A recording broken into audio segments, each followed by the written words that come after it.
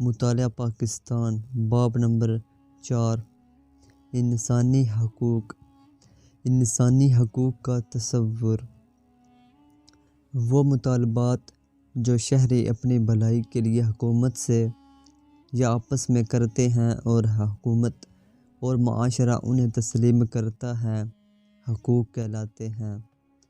حقوق دو طرح کے ہوتے ہیں: اخلاقی حقوق اور قانونی حقوق۔ مختلف مفکرین نے حقوق کی تعریف یوں بیان کی ہے: ارسطو: حقوق ریاست کی بنیاد ہوتے ہیں اور انصاف کا دار و مدار حقوق پر ہوتا ہے۔ سماجی زندگی کی ان شرائط کو حقوق کہتے ہیں جن کے بغیر کوئی فرد اپنی زندگی کی تکمیل نہیں کر سکتا۔ ہوب ہاؤس: حقوق وہ توقعات ہیں جو ہم دوسروں سے اور دوسرے ہم سے کرتے ہیں۔ انسانی حقوق وہ نظریہ ہے جس کے مطابق تمام انسان برابر ہیں اور یکساں طور پر حقوق رکھتے ہیں۔ اس نظریے میں وہ تمام اجزاء شامل ہیں جس کے تحت تمام انسان یکساں طور پر بنیادی ضروریات اور سہولیات کے لحاظ سے برابر کے حقدار ہیں۔ آفاقی فلسفہ میں انسانی حقوق انسان کے پیدا ہوتے ہی حاصل ہو جاتے ہیں، خواہ وہ کسی خطے یا معاشرے میں رہ رہا ہو یا کسی نظریے کا حامل ہو۔ انسانی حقوق کو معاشرتی طور پر عوامی رائے یا قومی و بین الاقوامی قوانین کی مدد سے نافذ کیا جاتا ہے۔ 1215 میں برطانیہ میں میگنا کارٹا نام کی ایک دستاویز پر وہاں کے بادشاہ نے دستخط کیے۔ اس کے بعد برطانوی دستور میں مسودہ حقوق اور عزاداشت حقوق بھی شامل کیے گئے۔ فرانس اور امریکہ نے 18ویں صدی کے آخر میں اپنے ہاں انسانی حقوق کو رائج کیا۔ وقت کے ساتھ ساتھ جمہوریت، آزادی اور حقوق کے حوالے سے بڑی پیش رفت ہوئی۔ انسانی حقوق کا جدید تصور دوسری جنگ عظیم کے بعد سامنے آیا۔ اقوام متحدہ کی جنرل اسمبلی نے 1948 میں مشاورات سے انسانی حقوق کا آفاقی منشور ترتیب دیا۔ حقوق آزادی مہیا کرتے ہیں اور اس آزادی کی حفاظت ریاست کرتی ہے۔ حقوق اور آزادی انسانی صلاحیتوں کو اجاگر کرتے ہیں اور افراد اپنے آپ کو محفوظ اور مطمئن محسوس کرتے ہیں۔ ریاست ان حقوق کو تسلیم کرتی ہے اور ان کی محافظ بھی ہوتی ہے۔ جمہوریت اور حقوق کا چولی دامن کا ساتھ ہے۔ جدید دور کی ہر ریاست میں حقوق پر بڑا زور دیا جاتا ہے۔ انسانی حقوق کی فہرست کو دستور میں شامل کیا جاتا ہے۔ دستور میں دیے گئے حقوق کی حفاظت کا عدالتوں کے ذریعے سے خصوصی بندوبست کیا جاتا ہے۔ انسان اشرف المخلوقات ہے۔ انسانی زندگی دیگر جانداروں سے اہم تر ہے۔ انسان خوب سے خوب تر کی تلاش میں رہتا ہے۔ ہمارے نبی کریم رؤوف الرحیم خاتم النبیین صلی اللہ علیہ وآلہ آلہ وصحبہ وسلم نے انسانی حقوق، آزادی اور مساوات کا اعلان 10 ہجری بمطابق 631 عیسوی اپنے خطبہ حجۃ الوداع میں فرمایا، جس کو انسانی حقوق کا چارٹر کہا جاتا ہے اور اس کے تحفظ کی ذمہ داری اسلامی ریاست پر عائد ہوتی ہے۔ یہ اعلان جس دور میں کیا گیا وہ مغرب میں تاریخ دور تھا۔ مغربی دنیا پوری طرح انسانی حقوق کے تصور سے آشنا نہیں تھی۔ انسانی حقوق ناقابل تقسیم، باہمی انحصار اور باہمی تعلق رکھتے ہیں۔ انسانی بنیادی حقوق کسی کی بخشش نہیں ہوتے۔ بلکہ ہر انسان پیدا ہوتے ہی ان حقوق کا دعوے دار بن جاتا ہے۔ انسانی بنیادی حقوق کی حیثیت ہمہ گیر ہوتی ہے۔ انسانی بنیادی حقوق کو کوئی حکومت غصب نہیں کر سکتی اور ان حقوق کا محافظ ملکی دستور ہوتا ہے۔ انسانی بنیادی حقوق کی حیثیت قانونی حقوق سے بڑھ کر ہوتی ہے اور ان کا تحفظ ملکی عدالتیں کرتی ہیں۔ شہریوں کو جو حقوق دیے جاتے ہیں ان کے بدلے میں ان پر کچھ ذمہ داریاں بھی عائد ہوتی ہیں جنہیں فرائض کہتے ہیں، مثلاً اپنے ملک کا وفادار رہنا، قانون کی پابندی کرنا، ٹیکس عائد کرنا وغیرہ۔ حقوق و فرائض لازم و ملزم ہیں اور فرائض ادا کیے بغیر ترقی کا خواب ادھورا رہ جاتا ہے۔ ادیان عالم کی تعلیمات میں حقوق و فرائض کو عبادت کا درجہ حاصل ہے۔ اس زمانے میں ہر ملک کے شہری کو حقوق کے ساتھ ساتھ فرائض بھی پورے کرنے ہوتے ہیں۔ فرض نبھائے بغیر حق کا مطالبہ کرنا صحیح نہیں۔ اسلام میں انسانی حقوق کا تصور۔ اسلام نے آج سے تقریباً 1400 سال پہلے انسانی حقوق کا اعلان کیا۔ حضرت محمد الرسول اللہ خاتم النبیین صلی اللہ علیہ وعلی آلہ وصحبہ وسلم نے ہجرت کے 10ویں سال حج فرمایا اور میدان عرفات میں جبل رحمت کے قریب کھڑے ہو کر آخری خطبہ دیا، جسے خطبہ حجۃ الوداع کہتے ہیں۔ خطبہ حجۃ الوداع کا خلاصہ: حضرت محمد الرسول اللہ خاتم النبیین صلی اللہ علیہ وعلی آلہ وصحبہ وسلم 25 ذوالقعدہ 10 ہجری کو 1,40,000 جانثاروں کے ساتھ حج کے لیے روانہ ہوئے اور 4 ذوالحج 10 ہجری کو آپ خاتم النبیین صلی اللہ علیہ وعلی آلہ وصحبہ وسلم مکہ مکرمہ پہنچ گئے اور آپ خاتم النبیین صلی اللہ علیہ وعلی آلہ وصحبہ وسلم نے حج ادا فرمایا اور میدان عرفات میں جبل رحمت کے قریب کھڑے ہو کر آخری خطبہ دیا۔ آپ رسول اللہ خاتم النبیین صلی اللہ علیہ وعلی آلہ وصحبہ وسلم نے واضح کیا کہ کسی عربی کو اجمی پر اور اجمی کو عربی پر کوئی فوقیت حاصل نہیں ہے، اور اگر ہے تو صرف تقویٰ کی بنیاد پر۔ آپ رسول اللہ خاتم النبیین صلی اللہ علیہ وعلی آلہ وصحبہ وسلم نے اپنے خطبے میں سود جیسی انسان دشمن لعنت کو ختم کرنے کا اعلان فرمایا اور انسانی بھائی چارے پر خصوصی زور دیا۔ آپ خاتم النبیین صلی اللہ علیہ وعلی آلہ وصحبہ وسلم کا خطبہ حجۃ الوداع انسانی حقوق کا عظیم ترین چارٹر ہے۔ خطبہ حجۃ الوداع میں آپ رسول اللہ خاتم النبیین صلی اللہ علیہ وعلی آلہ وصحبہ وسلم نے فرمایا: تمام کائنات کا مالک اللہ تعالیٰ ہے۔ تمام لوگ حضرت آدم علیہ السلام کی اولاد ہیں۔ تمام انسان برابر اور ایک دوسرے کے بھائی ہیں۔ کسی کو کسی پر کوئی فوقیت حاصل نہیں۔ گورے کو کالے پر اور عربی کو اجمی پر کوئی فوقیت حاصل نہیں، یعنی گورا، کالا، عربی اور اجمی آپس میں برابر ہیں۔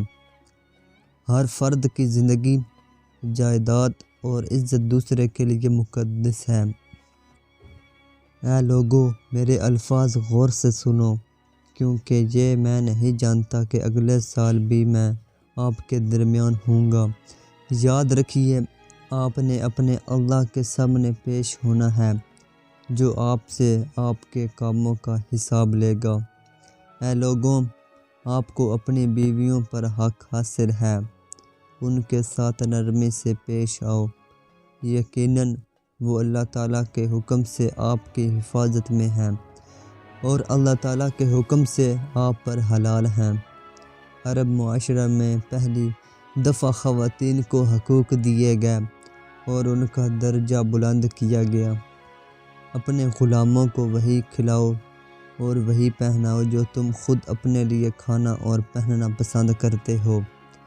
اگر وہ کوئی غلطی کر بیٹھیں اور آپ انہیں معاف کرنے کے لیے تیار نہ ہوں تو تب انہیں آزاد کر دیں اور ان کے ساتھ سختی سے مت پیش آئیں۔ اے لوگو، میرے الفاظ سن لو اور یاد رکھو کہ تمام مسلمان آپس میں بھائی بھائی ہیں۔ جب تم آپس میں بھائی بھائی ہو تو اپنے بھائی کا مال مت لو جس کو وہ خوشی سے دینا نہ چاہے، ناانصافی کرنے سے اپنے آپ کو روکو۔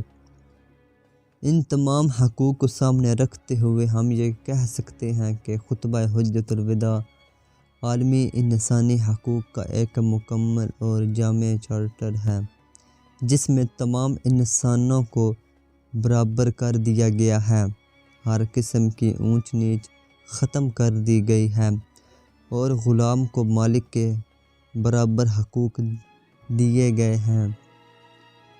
اسلام میں شہریوں کے حقوق۔ اسلام میں حقوق پر بڑا زور دیا گیا ہے اور اسلامی ریاست شہریوں کے حقوق کے تحفظ کی ذمہ دار قرار دی گئی ہے۔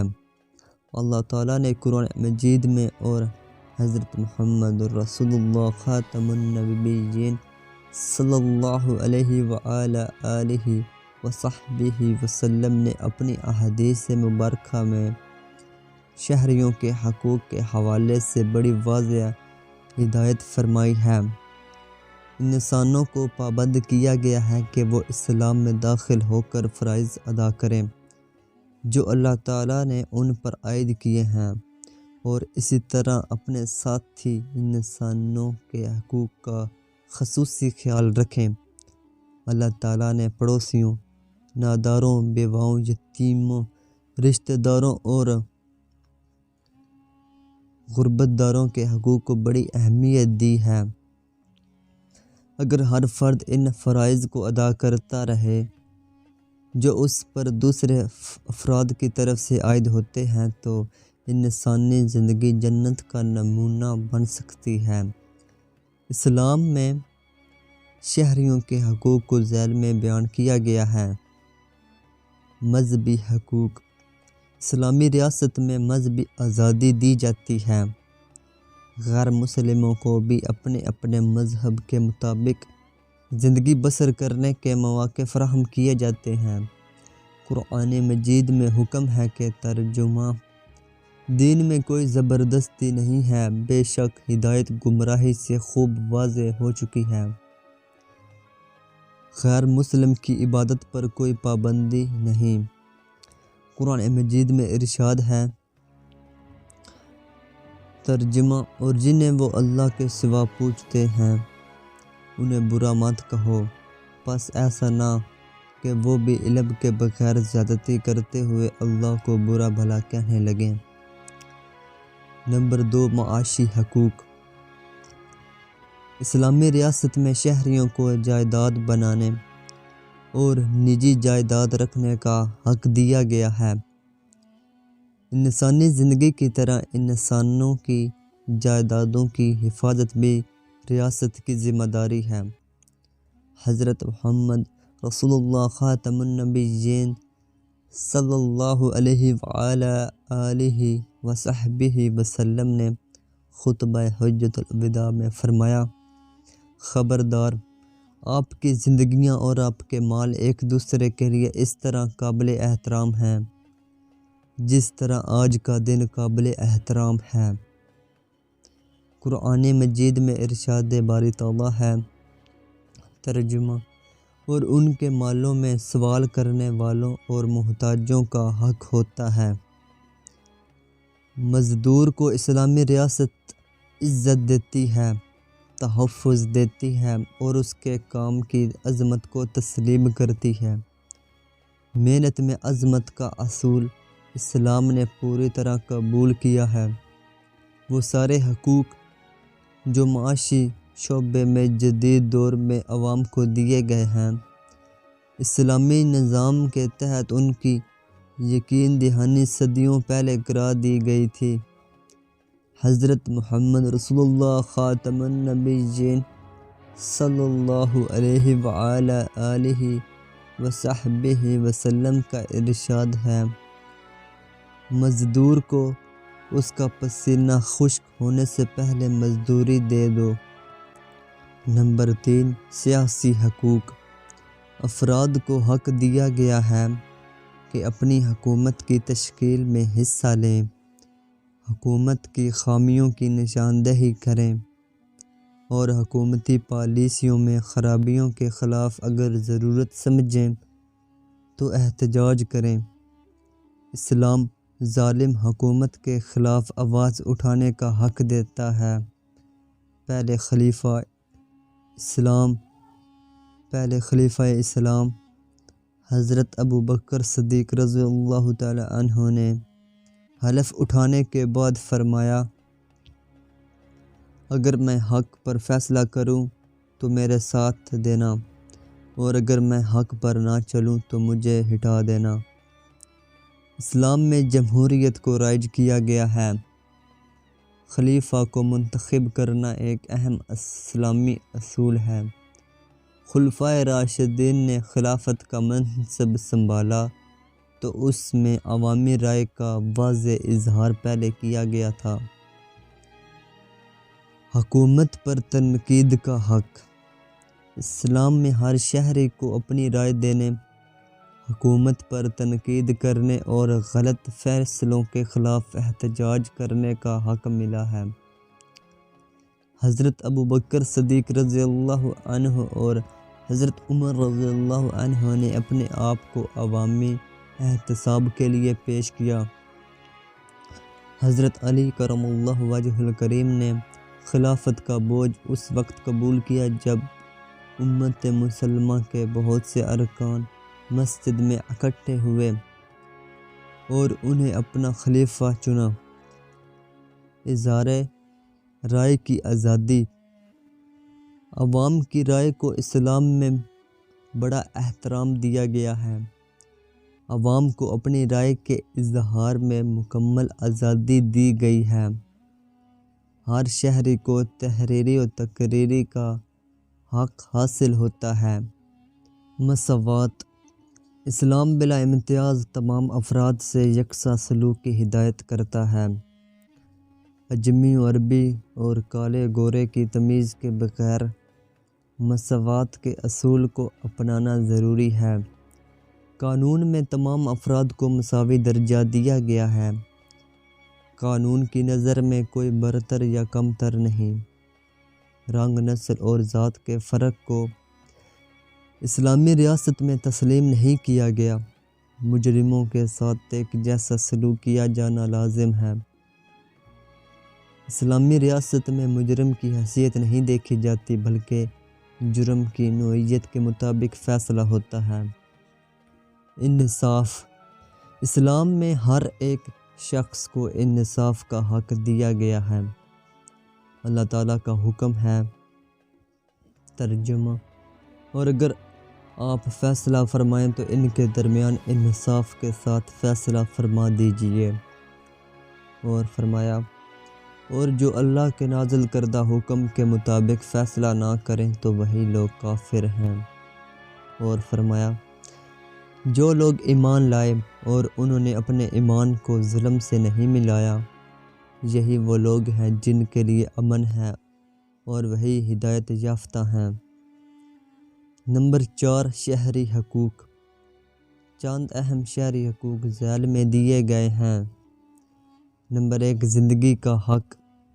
انسانی زندگی کے تحفظ کے متعلق دین اسلام نے تفصیل سے بیان کیا ہے۔ اللہ تعالیٰ قرآن مجید میں فرماتا ہے، جس نے کسی جان کو بغیر کسی جان کے بدلے یا زمین میں بغیر فساد مچانے کے قتل کیا تو گویا اس نے تمام انسانوں کو قتل کر دیا، اور جس نے کسی ایک جان کو بچایا تو گویا اس نے تمام انسانوں کو بچا لیا۔ سورۃ المائدہ۔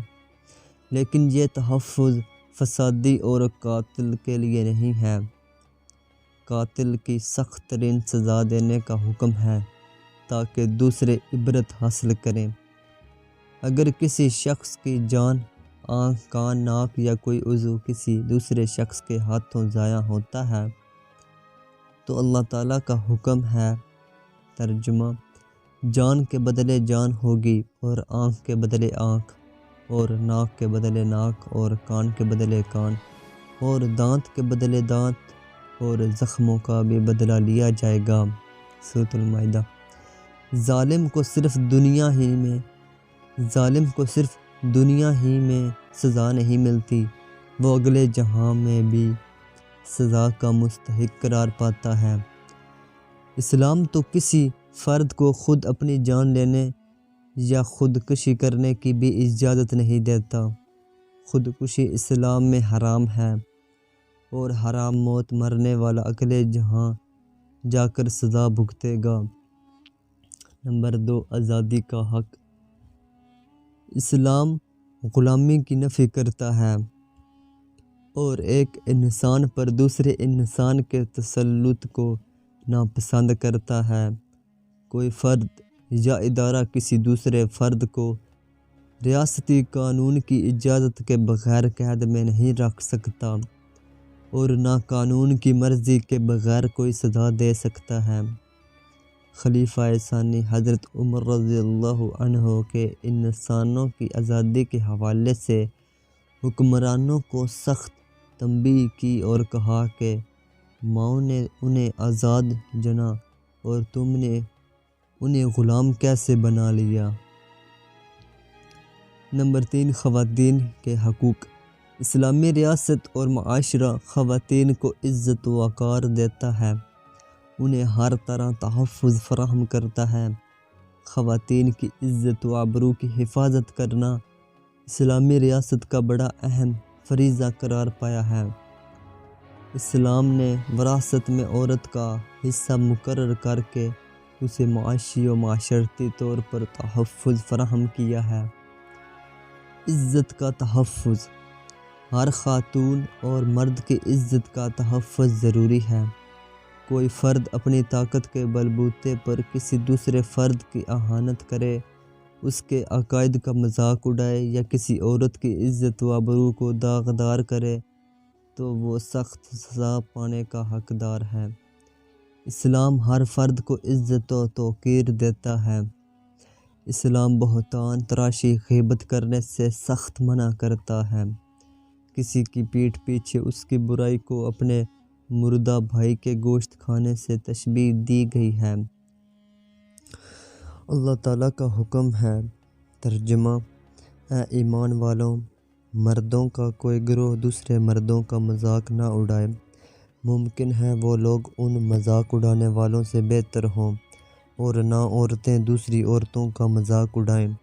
ممکن ہے کہ وہ ان مذاق اڑانے والیوں سے بہتر ہوں، اور آپس میں ایک دوسرے کو طعنہ نہ دیا کرو، اور ایک دوسرے کو برے القاب کے ساتھ نہ پکارو۔ ایمان کے بعد فسق بہت برا نام ہے، اور جو لوگ اس روش سے توبہ نہ کریں تو وہی ظالم ہیں۔ نمبر 5، خاندان کا حق۔ ہر شخص کو اپنا گھر بسانے، نکاح کرنے اور اولاد کی خواہش کرنے کا اختیار دیا گیا ہے۔ نکاح سنت مصطفیٰ صلی اللہ علیہ وسلم ہے۔ قرآن پاک اور احادیث میں خاوند اپنی بیوی کے باہمی حقوق کا ذکر موجود ہے۔ نکاح، طلاق، خلا اور آبائی وراثت کے بارے میں قوانین بنا کر خاندان کے ادارے کو مضبوط اور بنیادی بنا دیا گیا ہے۔ ماں باپ کا احترام اور بچوں سے شفقت کی تلقین کی گئی ہے۔ ماں جیسی بھی ہو، اولاد کو اس کے پاؤں تلے جنت تلاش کرنے کو کہا گیا ہے۔ اقوام متحدہ کا انسانی حقوق کا عالمی منشور۔ اقوام متحدہ کی کوششوں سے فروری 1946 میں انسانی حقوق کا کمیشن بنایا، جس کے ذمہ یہ کام لگایا گیا کہ انسانی حقوق کا مسودہ تیار کر کے اقوام متحدہ کی جنرل اسمبلی کے سامنے پیش کریں۔ کمیشن کے سامنے ایک بہت ہی کٹھن کام تھا، کیونکہ اقوام متحدہ کے اس وقت کے 58 رکن ممالک میں مذہبی روایات، سیاسی نظریات، قانونی نظاموں، اقتصادی، سماجی اور ثقافتی طریقوں میں بڑے اختلافات موجود تھے۔ ایسے مسودے کی تیاری جو سب کے لیے قابل قبول ہو واقعی مشکل کام تھا۔ انسانی حقوق کے کمیشن نے مسودہ تیار کر کے جنرل اسمبلی کے سامنے منظوری کے لیے پیش کر دیا۔ جنرل اسمبلی نے 10 دسمبر 1948 کو اسے منظور کیا۔ مسودے کی منظوری سے انسان کی عزت وقار میں بے حد اضافہ ہوا۔ اسی لیے اقوام متحدہ ہر سال 10 دسمبر کو عالمی منشور کی سالگرہ مناتی ہے۔ انسانی حقوق کے عالمی منشور کے اہم نکات مندرجہ ذیل ہیں۔ نمبر 1، سب انسان آزاد پیدا ہوئے اور حقوق و عزت کے لحاظ سے برابر ہیں، اس لیے انہیں ایک دوسرے سے بھائی چارے کا سلوک کرنا چاہیے۔ نمبر 2، ہر شخص بلا امتیاز رنگ، نسل، زبان، مذہب، عقیدہ اور ملک کے برابر ہیں اور وہ برابر کی آزادیوں اور حقوق کا مستحق ہے۔ نیز اس کے ساتھ بین الاقوامی حیثیت کی بنیاد پر برابری کا سلوک کیا جائے گا۔ نمبر 3، ہر شخص کو اپنی جان، آزادی اور ذاتی دفاع کا حق حاصل ہے۔ نمبر 4، کسی بھی شخص کو غلام بنا کر نہیں رکھا جا سکتا۔ غلاموں کی خرید و فروخت ہر شکل و صورت میں ممنوع ہے۔ نمبر 5، کسی بھی فرد سے ظالمانہ، انسانیت سوز اور ذلت آمیز برتاؤ کیا جائے گا، نہ ہی جسمانی ایذا کی سزا دی جائے گی۔ نمبر 6، ہر فرد کو ہر جگہ اس کی شخصیت کو قانوناً تسلیم کیے جانے کا حق حاصل ہے۔ نمبر 7، تمام افراد قانون کی روح سے برابر ہیں اور ہر ایک کو یکساں قانونی دفاع کا حق حاصل ہے۔ نمبر 8، ہر فرد کو دستور یا قانون میں حاصل بنیادی حقوق کی خلاف ورزی کے خلاف بااختیار قومی عدالتوں سے مؤثر انصاف حاصل کرنے کا حق ہے۔ نمبر 9، کسی بھی فرد کو حاکم کی مرضی پر گرفتار، نظر بند یا جلا وطن نہیں کیا جا سکتا۔ نمبر 10، ہر فرد کو یہ حق حاصل ہے کہ اس پر عائد الزام کے بارے میں مقدمے کی سماعت آزاد اور غیر جانبدار عدالت کے کھلے اجلاس میں ہو۔ نمبر 11، ہر فرد کو اس کی نجی زندگی، خاندان، گھر بار اور خط و کتابت میں عدم مداخلت کا حق حاصل ہے۔ اسی طرح اس کی عزت اور نیک نامی پر حملہ بھی ممنوع ہے۔ اس صورت میں اسے قانون کے ذریعے سے دفاع کا حق حاصل ہے۔ نمبر 12، ہر فرد کو اس کے ملک میں یا بیرون ملک آمد و رفت یا سکونت اختیار کرنے کا حق حاصل ہے۔ نمبر 13، ہر فرد اس وقت تک بے قصور سمجھا جائے گا جب تک عدالت سے مجرم ثابت نہیں ہوتا۔ نمبر 14، ہر فرد کو اذیت سے بچنے کے لیے دوسرے ملک میں پناہ کا حق ہے۔ پناہ ملنے کی صورت میں اس ملک کی تمام سہولتوں کا بھی حقدار ہوتا ہے۔ نمبر 15، ہر فرد کو قومیت کا حق حاصل ہے۔ نمبر 16، بالغ مرد اور عورت کو نسل، قومیت یا مذہب کی پابندی کے بغیر شادی کرنے اور گھر آباد کرنے کا حق ہے۔ نمبر 17، ہر فرد کو تنہا یا دوسروں سے مل کر جائیداد بنانے اور رکھنے کا حق حاصل ہے۔ نمبر 18، ہر فرد کو فکر، ضمیر اور مذہب کی آزادی کا پورا حق حاصل ہے۔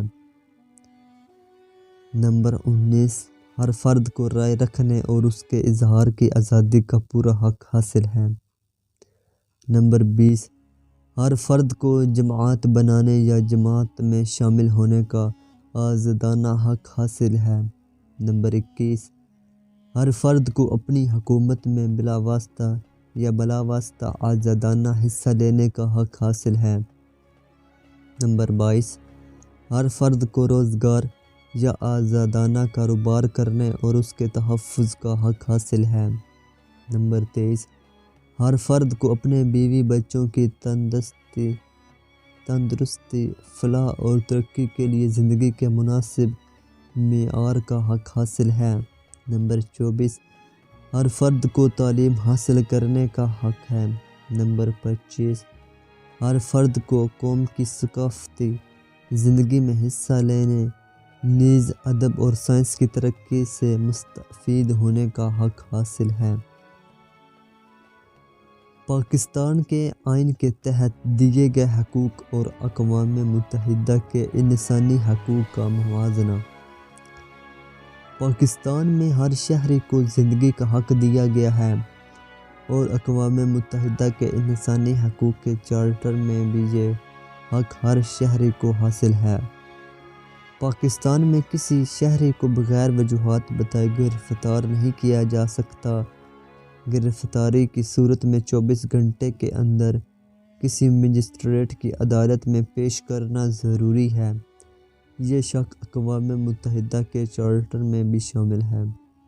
پاکستان میں ہر شہری بلا امتیاز مذہب، رنگ، نسل اور جنس کے قانون کی نظر میں برابر ہیں اور معاشرتی طور پر ایک جیسا مقام رکھتا ہے، جبکہ اقوام متحدہ کے چارٹر میں بھی ہر شخص بلا امتیاز رنگ، نسل، زبان، مذہب، عقیدہ اور ملک کے برابر ہیں اور اس کو برابر حقوق حاصل ہیں اور اس کی بین الاقوامی طور پر برابر حیثیت تسلیم کی گئی ہے۔ پاکستان میں ہر شہری کو انجمن یا یونین جماعت بنانے کا حق حاصل ہے، جبکہ اقوام متحدہ کے چارٹر میں بھی جماعت بنانے یا اس میں شامل ہونے کا حق ہر فرد کو حاصل ہے۔ پاکستان میں ہر شہری کو تجارت، کاروبار یا کوئی پیشہ اپنانے کی مکمل اجازت ہے، جبکہ اقوام متحدہ کے چارٹر میں ہر فرد کو روزگار یا آزادانہ کاروبار کرنے کا اور اس کے تحفظ کا حق حاصل ہے۔ پاکستان میں ہر شہری کو بلا امتیاز ملازمت کی آزادی کا حق حاصل ہے اور جائیداد رکھنے کا بھی حق ہے، جبکہ اقوام متحدہ کے چارٹر میں بھی ہر شخص کو جائیداد رکھنے کا حق حاصل ہے۔ پاکستان میں ہر شہری کو اس کی زبان و ثقافت کے تحفظ کا حق حاصل ہے، جبکہ اقوام متحدہ کے چارٹر میں بھی ہر فرد کو اس کی قومی و ثقافتی زندگی میں حصہ لینے، نیز ادب اور سائنس کی ترقی سے مستفید ہونے کا حق حاصل ہوتا ہے۔ پاکستان میں انسانی بنیادی حقوق کی نوعیت۔ پاکستان کے آئین میں شہریوں کو متعدد بنیادی حقوق دیے گئے ہیں اور حکومت پر پابندیاں عائد کی گئی ہیں کہ وہ حقوق سلب کر سکے۔ نہ کوئی ایسا قانون بنا سکے جس سے بنیادی حقوق سلب ہوتے ہیں۔ پاکستان میں شہریوں کو ملنے والے حقوق میں تقریر کی آزادی، خیالات کی آزادی، اطلاعات کی آزادی، جماعت سازی کی آزادی، نقل و حرکت کی آزادی، پرامن اجتماع کی آزادی، جائیداد رکھنے کی آزادی اور ملازمت یا کاروبار کرنے کی آزادی کے حقوق شامل ہیں۔ پاکستان میں ان حقوق کے تحفظ کے لیے اختیارات کی علیحدگی کا اصول اپنایا گیا اور آزادانہ عدلیہ قائم کی گئی۔ آئین میں بہت سے حقوق دیے گئے اور انسانی حقوق کا کمیشن قائم کیا گیا۔ انسانی بنیادی حقوق اور جمہوریت کا چولی دامن کا ساتھ ہے۔ پاکستان میں جمہوریت کی ترقی کے لیے انتخابات کا آزادانہ اور شفاف ہونا ضروری ہے۔ پاکستان میں تمام مذہبی اقلیتوں کو اپنے اپنے مذہب کے مطابق زندگی گزارنے کی آزادی حاصل ہے اور وہ اپنے تہوار اپنے عقیدے اور رسومات کے مطابق مناتی ہیں۔ قومی اور بین الاقوامی سطح پر انسانی حقوق۔ قومی سطح پر انسانی حقوق کا مطلب ہے وہ معاشرتی اور سیاسی سہولت اور سیاسی سہولیات جو ایک ریاست اپنے شہریوں کو مہیا کرتی ہیں تاکہ وہ بہتر زندگی گزار سکیں۔ حقوق شہریوں کے وہ دعوے ہوتے ہیں جو اپنی ریاست سے کرتے ہیں اور ان مطالبات کو ریاست تسلیم کرتی ہے اور لاگو بھی کرتی ہے۔ یہ انسانی حقوق کہلاتے ہیں، مثلاً معاشرتی حقوق، معاشی حقوق اور سیاسی حقوق وغیرہ۔ ہر ملک اپنے شہریوں کو بہتر زندگی گزارنے کے لیے معاشرتی حقوق دیتا ہے، جن میں حق زندگی، حق رہائش، حق جائیداد، حق خاندان، حق ملازمت، حق مذہب اور حق تحریر و تقریر وغیرہ شامل ہیں۔ اسی طرح ہر شہری کو سیاسی حقوق، مثلاً حق رائے دہی، حق نمائندگی، حق منصب، حق تنقید اور جماعت سازی کے حقوق حاصل ہوتے ہیں۔ ہر ملک اپنے شہریوں کو حقوق مہیا کرنے کے لیے آئین میں ضمانت دیتا ہے اور تحریری آئین لاگو کرتا ہے اور آزاد عدلیہ قائم کرتا ہے تاکہ کوئی فرد یا ادارہ شہریوں کے حقوق کو سلب نہ کر سکے۔ بین الاقوامی سطح پر انسانی حقوق کا سلسلہ 1945 سے جاری ہے، جس کا مقصد انسانی حقوق کا تحفظ کرنا اور اس کے لیے قانونی ڈھانچہ تیار کرنا ہے جس سے کوئی ملک یا ریاست انسانی حقوق کو سلب نہ کر سکے۔ مزید یہ کہ مقامی اور علاقائی سطح پر بھی انسانی حقوق کا تحفظ کیا جا سکے۔ دنیا میں بہت سے ممالک نے اپنے اپنے دساتیر میں انسانی حقوق اپنا رکھے ہیں، جن میں بنیادی انسانی حقوق کے تحفظ کی ضمانت دی گئی ہے۔ بین الاقوامی سطح پر وقتاً فوقتاً معاہدات، رسمی قوانین، اعلانات، اصول و ضوابط طے کیے جاتے ہیں جن میں انسانی حقوق کو تحفظ دیا جاتا ہے، جو بین الاقوامی اور قومی سطح پر انسانی حقوق کے احترام میں اضافے کا سبب بنتے ہیں۔ بین الاقوامی سطح پر مختلف معاہدات کا حصہ بننے سے ریاستوں پر فرض عائد ہوتا ہے کہ وہ انسانی حقوق کا تحفظ کریں اور مقامی طور پر آئین بنائیں یا قوانین اخذ کریں تاکہ کوئی فرد یا ادارہ کسی کے انسانی حقوق سلب نہ کر سکے اور شہری اپنے حقوق سے پورا فائدہ اٹھا سکیں۔